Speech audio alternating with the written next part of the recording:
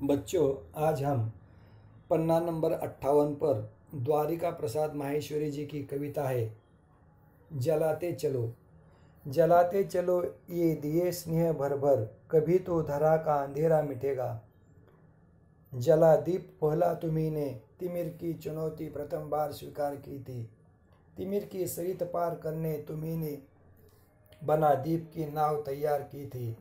बहाते चलो नाव तुम यह निरंतर, कभी तो तिमिर का किनारा मिलेगा। युगों से तुम्ही ने तिमिर की शिला पर दिए अनगिनत है निरंतर जलाए। समय साक्षी है कि जलते हुए दीप अनगिन तुम्हारे पवन ने बुझाए।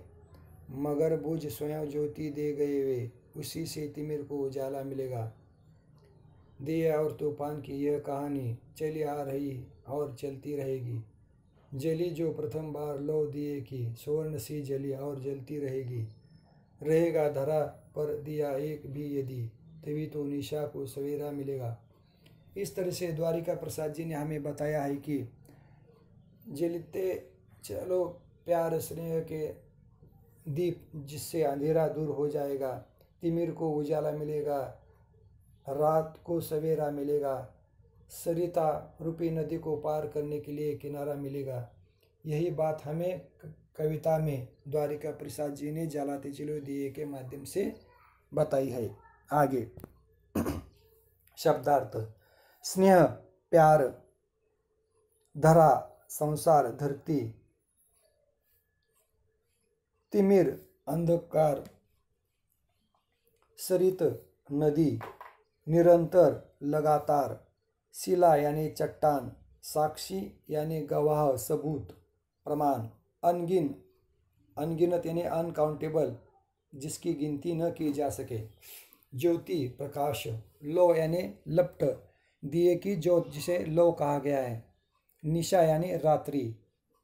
इस पाठ के काव्य बोध रूपी प्रश्नों के उत्तर दे। मौखिक प्रश्न क, कवि किन दियों को जलाने की बात कर रहा है? प्यार भरे स्नेह भरे प्रेम पूर्वक दिए जलाने की बात कर रहा है। कवि ने तुम्ही शब्द का प्रयोग किसके लिए किया है? कवि ने तुम्ही शब्द का प्रयोग समाज के लोगों को, संसार भर के लोगों को किया है। अंधकार और दिए से कवि का क्या तात्पर्य है? अंधकार और दिए से कवि का तात्पर्य कि दिए को जलाने से अंधकार, अज्ञान रूपी अंधकार दूर होता है और हमारे जीवन में प्रकाश फैलता है। कविता को समवेत स्वर में जोश से गाए। इस कविता को आप लोग अच्छी तरह से स्वर में गाए। लिखित प्रश्न क, पृथ्वी का अंधकार कैसे दूर किया जा सकता है? पृथ्वी का अंधकार दूर किया जा सकता है, इसके लिए हमें प्यार भरे स्नेह संसार पर, धरती पर अज्ञान को, अंधकार को दूर करने के लिए दिए जलाने चाहिए। ख, किसने कैसे और कौन सी चुनौती स्वीकार की थी? दिए जलाने के लिए धरती पर के लोगों ने संसार में चुनौती स्वीकार की थी। दिए को जलाने, अंधकार को दूर करने और चट्टानों पर दिए को तूफान से बचाने के लिए चुनौती स्वीकार की थी। ग, कवि किस नाव को बहाते रहने की प्रेरणा दे रहा है और क्यों? सरित रूपी नाव को कवि बहाते रहने की प्रेरणा दे रहा है क्योंकि सरिता रूपी नदी को पार करने के लिए हमें किनारा चाहिए, अंधकार को दूर करने के लिए दिया चाहिए। यही बात यहाँ पे द्वारिका प्रसाद बताना चाहते हैं। समय किस बात का साक्षी है? समय इस बात का साक्षी है कि युगों ने तुम्ही से तो तिमिर की शिला पर, चट्टानों पर अनगिनत दिए जलाए हैं, तूफानों का सामना करने वाले दिए जलाए हैं। कितनी बार तूफान ने दिए बुझाए, लेकिन तुमने फिर भी जलाए हैं। इसी की वजह से निशा को सवेरा मिल गया है। इन पंक्तियों से संबंधित प्रश्नों के उत्तर दे। प्रस्तुत पंक्तियां: तिमिर की सरित पार करने तुम्ही ने बना दीप की नाव तैयार की थी। बहाते चलो नाव तुम यह निरंतर, कभी तो तिमिर का किनारा मिलेगा। एक, पहला प्रश्न, किस तिमिर की बात की जा रही है? अज्ञान रूपी तिमिर को दूर करने की बात की जा रही है। 2, दीप की नाव का क्या अर्थ है? ज्ञान रूपी दीप की नाव को किनारा मिलने के लिए अज्ञान रूपी दीप हमें दूर करना होगा। उसके लिए दीप की नाव तैयार करनी पड़ेगी। यह नाव किसने और क्यों बनाई? यह नाव हमने दीप को जलाकर तिमिर को हटाने के लिए बनाई। 4. तिमिर का किनारा कैसे मिल सकता है? पानी में ज्ञान रूपी दिए को जलाकर हम तिमिर को का किनारा पा सकते हैं। ख. दिए और तूफान की कहानी से सवेरा मिलेगा। 1. दिया और तूफान की कौन सी कहानी है? दिया और तूफान की यह कहानी चली आ रही है और बरसों से चलती रहेगी, बरसों तक चलती रहेगी। दिए की जलती लौ कैसी है? दिए की जलती लौ सुवर्ण सी जली है और दूसरों को प्रकाश देती है। निशा को सवेरा मिलने से क्या तात्पर्य है? धरा पर एक भी दिया जलता है तो निशा को सवेरा मिलने का तात्पर्य है। 3. कविता की पंक्तियों को गद्य रूप में लिखे। युगों से तुम्ही ने तिमिर की शिला पर दिए अनगिनत है निरंतर जलाए। युगों से तुम्ही ने तो तिमिर की शिला पर, चट्टान पर अनगिनत दिए जलाए हैं। 2. समय साक्षी है कि जलते हुए दीप अनगिन तुम्हारे पवन ने बुझाए।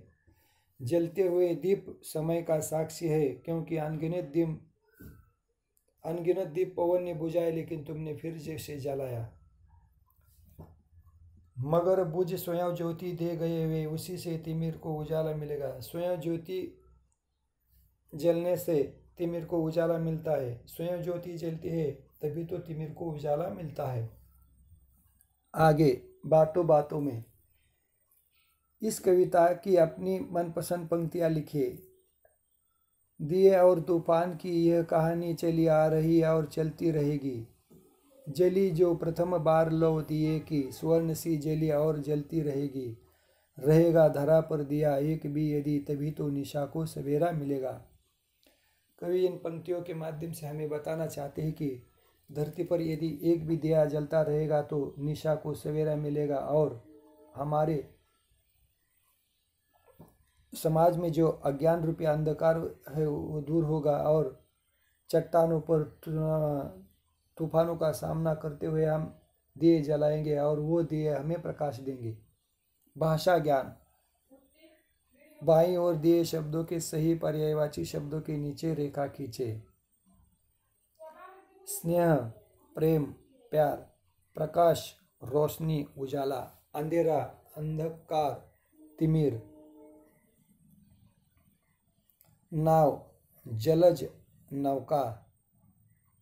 पवन, वायु, अनिल। नदी, सरिता, सरोवर, तट्टिनी, सॉरी। नीचे दिए गए शब्दों के विलोम शब्द लिखे। अंधेरा, उजाला। प्रथम, आखिर, अंत, शेवट। प्रातःकाल, सायंकाल।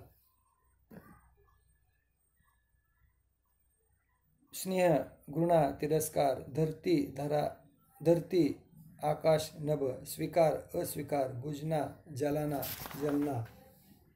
आगे दिए से जुड़े कुछ मुहावरे नीचे दिए हैं, प्रत्येक को उसके अर्थ से जोड़िए। घर के दिए जलाना, खुशी मना। घी के दिए जलाना, खुशी मनाना। चिराग लेकर ढूंढना, बड़े परिश्रम से ढूंढना। सूरज को दीपक दिखाना, विद्वान व्यक्ति को कुछ बताना। चिराग तले अंधेरा होना, ज्ञानी के घर में मूर्ख संतान होना। ध्यान दे, मुहावरे का अंतिम शब्द हमेशा क्रियापद होता है।